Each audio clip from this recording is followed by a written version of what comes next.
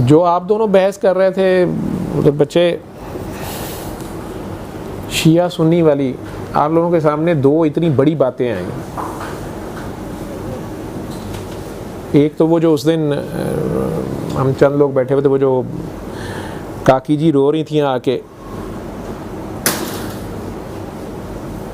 पता नहीं ये बात मुझे शायद नहीं करनी चाहिए, लेकिन वो वाकया जो रिकॉर्ड नहीं हो सका आपका उस दिन, कि वो रो रही थी कि मेरे भाई ने कह दिया कि जी तुम तो उम्रे पे जा रही हो, मैंने नहीं जाना। और अजीब से उसने फ़िक्रे बोल दिए। सरकार दो आलम को कहना कि नौज़ बिल्ला, बहन को उसने कहा कि मैं मदीना शरीफ उस वक़्त तक नहीं आऊँगा जब तक आप ये फ़लाँ हस्ती पास से नहीं हटाते। वो बहन को भी उसने डांटा या एक किस्म का उसको रोका कि तुम्हें जाना ही नहीं चाहिए।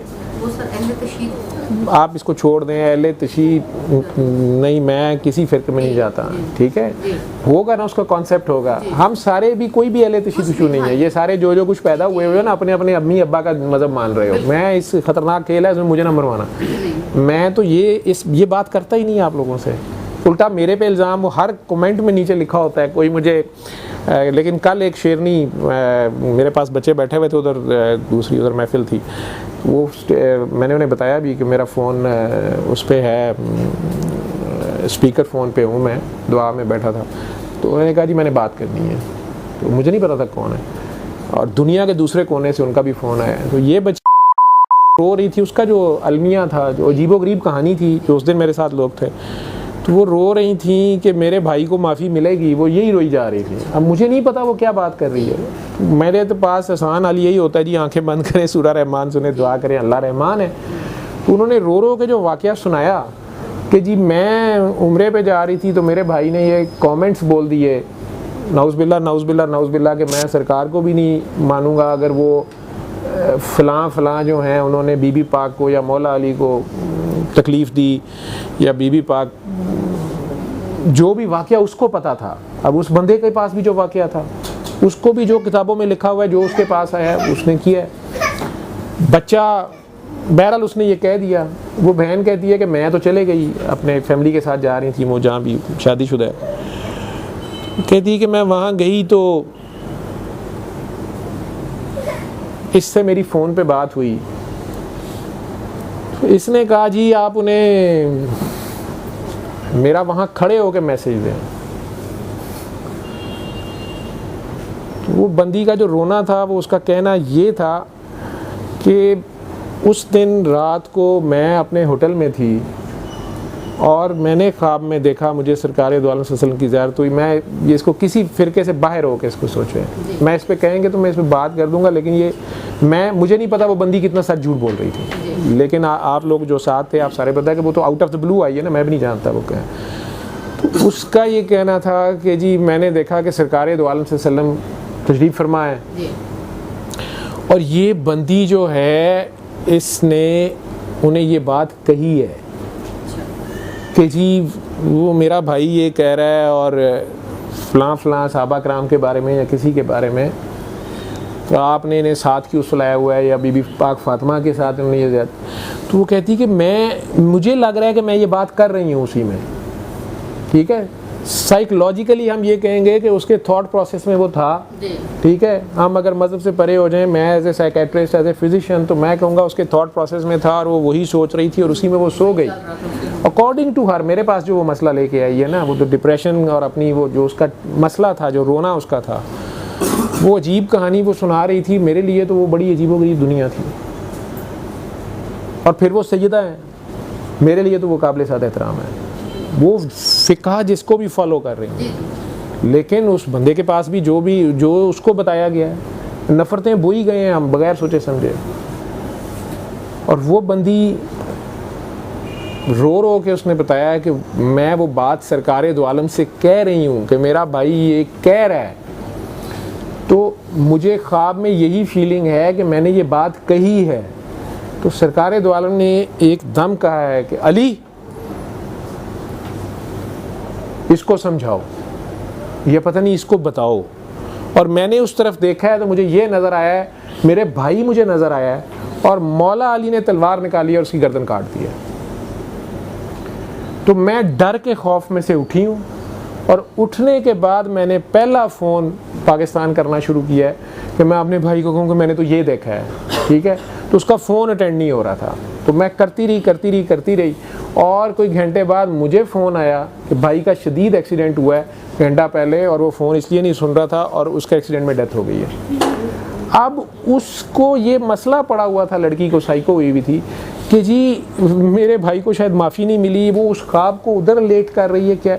मैंने इसमें से सिर्फ ये सीखा है कि बी केयरफुल, आप जिन बातों को नहीं जानते बी केयरफुल। मुझे नहीं पता ये क्या है। मैंने तो उसको ये कहा कि बेटा आप माफ़ी मांगते रहें, अपनी वालदा को कहें माफ़ी मांगें, अल्लाह से माफ़ी। मुझे नहीं पता, आपने देखा है, आप सईदा हैं, ठीक है, आप उसी सेक्ट से हैं, जिसके भी सेक्ट को आप बिलोंग, जिस जो भी एजुकेशन उसने भाई ने भी ली, और मेरी समझ से तो वो बाहर हो गया एक केस। अब ये सारा उसका अपना विजन है, या वो मनगढ़ंत सुना रही है, या अल्लाह जानता है। लेकिन मैं ये समझता हूँ जो मेरे एक्सपेरिमेंट में 20 साल से आया है कि ये सिस्टम बहरहाल एग्जिस्ट करता है, जिसे आप रूहानी सिस्टम कहते हैं। नबी करीम सल्लल्लाहु अलैहि वसल्लम थे नहीं थे, हज़रत अली थे नहीं थे, वो ख्वाब में उसके जो भी है, उन्होंने उसकी ख्वाब में तलवार चलाई, और वो बंदा यहाँ मर गया या शहीद हो गया, मुझे नहीं पता, उसका एक्सीडेंट में, हादसाती मौत भी शहादत होती है। लेकिन मैं तो उसे कहा कि बेटा आप सीखें कि आपके लिए क्या सबक है, आपके अंदर भी कोई क्वेश्चन था कि क्या है। तो वो रोई जा रही थी, मुझे ये कह रही थी कि नहीं मैंने भी ये वाकया सुना है, वो वाकया सुना है। मैं कहा बेटा मेरी बात सुनो, मुझे एक बात का जवाब दो। सिर्फ आज से 12 साल पहले, दिस इज़ 2019 और 2007, सिर्फ 12 साल पहले हम सब अभी ज़िंदा हैं, होश में हैं, पढ़े लिखे लोग हैं, मॉडर्न एज है, पूरी दुनिया के सामने, सैटेलाइट कैमरों के सामने, मीडिया के सामने बीबी मोहतरमा बेनज़ीर शहीद हो जाती हैं। गोली चली और उन्हें शहीद कर दिया गया, बम ब्लास्ट हुआ और शहीद हो गया। सिर्फ 12 साल पुराना वाक़या है, ठीक है। मैं तो उसे यही जवाब दे सका हूँ, क्योंकि मुझे बार बार पूछ रही थी आप बताएं सही क्या गलत क्या है। मैं नहीं जानता, मैं नहीं इस पे बात करना चाहता। क्यों? क्योंकि 12 साल पहले बीबी शहीद होती है। आप एक दुनियावी वाक़े को सिर्फ देखें ना, मैं दुनियावी अपनी एज से सीखता हूँ। 1 साल के अंदर अंदर उनके खामन की हुकूमत आ जाती है। जरदारी साहब माशाल्लाह 5 साल हुक्मरान रहे हैं, उनका जवान बेटा है जो बदला लेने के काबिल है, ठीक है। उससे पहले उनका भाई भी शहीद हुआ, वो खुद हुक्मरान रही, ठीक है।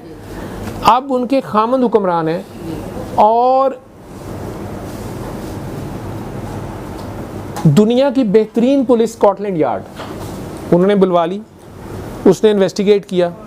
यानी मेरे जैसा कोई छीदा गामा नहीं है जिसके अब्बू को कत्ल कर दिया है तो जी उसका कोई वाली वारस नहीं है, FIR नहीं कट रही, पुलिस ने हकायक छुपा दिए हैं, दुश्मन ताकतवर हैं, इस मुल्क में इंसाफ बिकता है, जज बिक गए हैं, अदालत बिक गई है। No way, he is president of Pakistan for 5 years,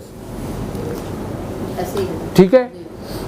और उनका बेटा, उसका बेटा भी जवान है जो बदला लेने के काबिल, आजकल भी माशाल्लाह पार्लियामेंट में। और उन्होंने साथ UNO की हेल्प ली है, पूरी दुनिया के जो बेस्ट डिटेक्टिव्स हैं वो भी आ गए। तो दुनिया सारी इकट्ठी हो गई ना, दुनिया सारी इकट्ठी हो गई, इन्वेस्टिगेशन शुरू हो गई, सैटेलाइट चैनल्स भी होंगे, सारा कुछ होगा।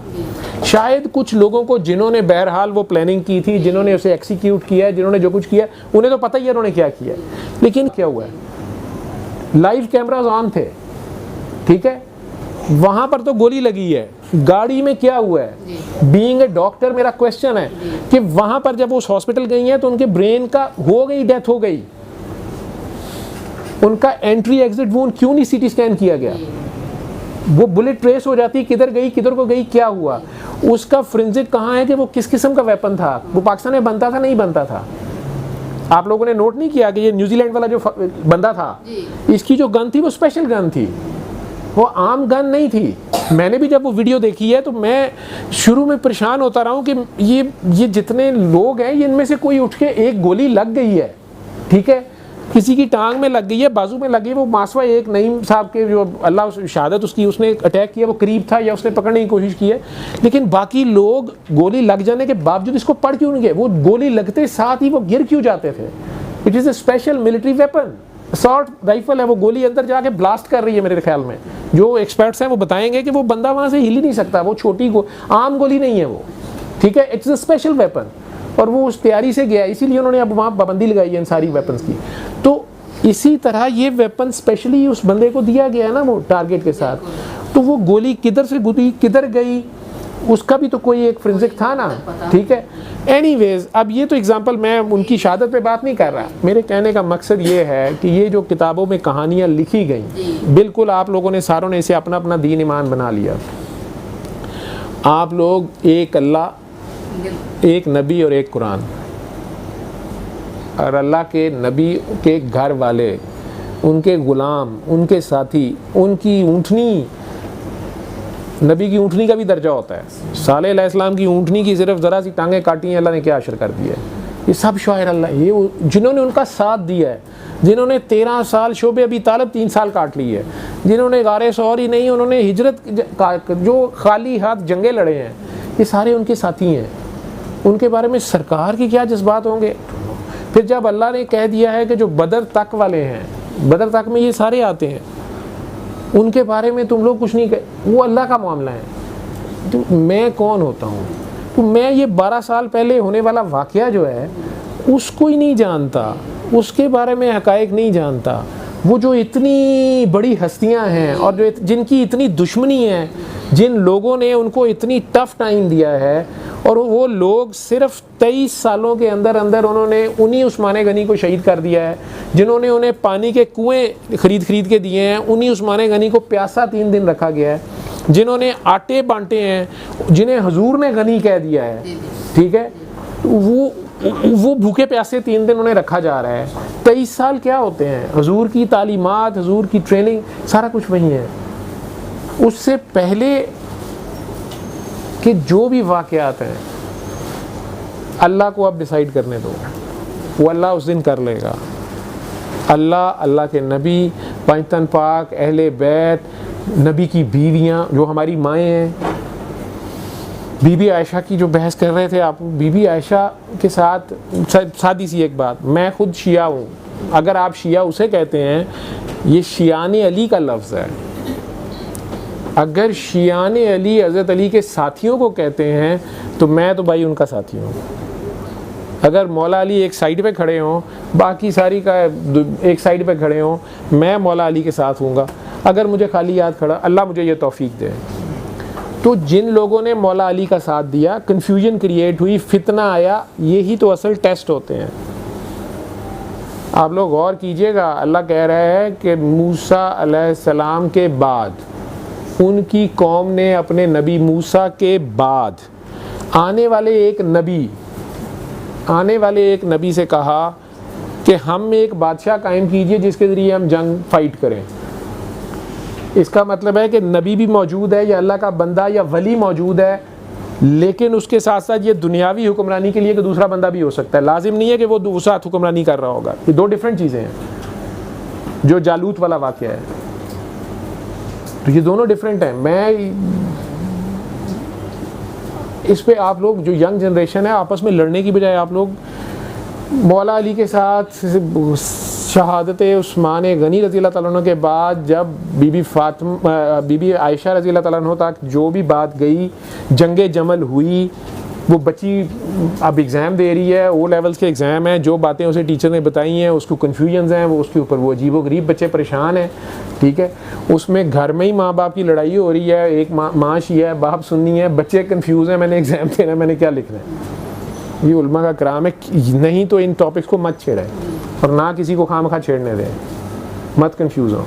हाँ, मैं सिर्फ अपनी बात बता सकता हूँ कि मैंने अपने लिए वे आउट, मैं ये जानता हूँ कि मौला अली मेरे इमाम हैं, उनके इमाम नबी करीम सल्लल्लाहु अलैहि वसल्लम हैं, इमामुल अंबिया हैं, ठीक है। मैंने इमाम को फॉलो करना है। 12 के 12 इमाम को भी मानता हूँ। वो 12 के 12 इमाम जो हैं वो मौला अली को तो मान रहे हैं, जो उनके पीछे उनके बाद वाले 11 हैं। तो मौला अली की बीबी आयशा से जंग होती है, तो जब बीबी आयशा से सुलह हो गई है, उसके बाद वहाँ से उन्होंने किस तरीके से वापस भेजा है? उन्होंने उन्हें उनके भाई के साथ पूरे प्रोटोकॉल से भेजा है, उन्होंने उन्हें इज्जत दी है कि उन्हें तबर्रा दी है उन्होंने।